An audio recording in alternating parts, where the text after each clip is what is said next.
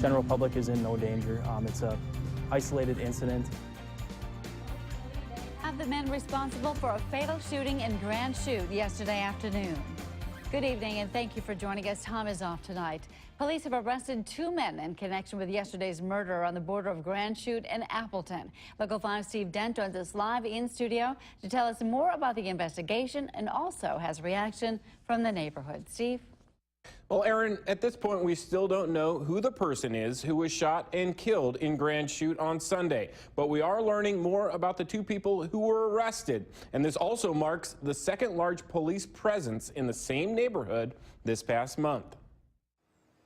Last night around 4:30, officers were dispatched to a shots fired call on South Olson Avenue. Responding officers found a man dead in a driveway after he had been shot.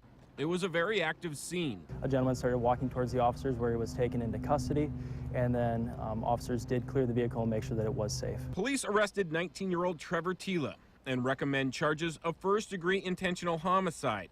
They also arrested 17-year-old Elian Coronado, who is being charged with possession of a firearm by a felon. Both men face counts of intent to deliver marijuana, making this look like a drug deal gone awry. Investigators learned that 3 males were involved.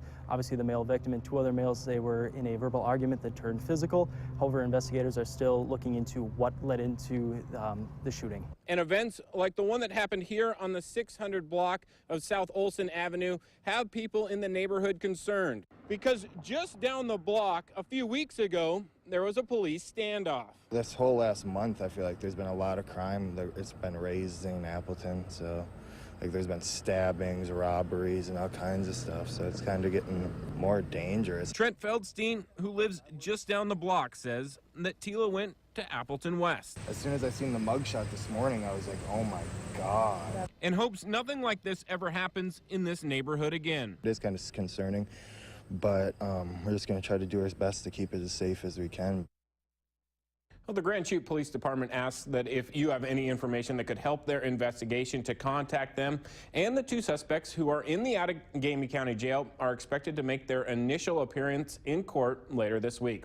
Live in the studio, Steve Dent, Local 5 News.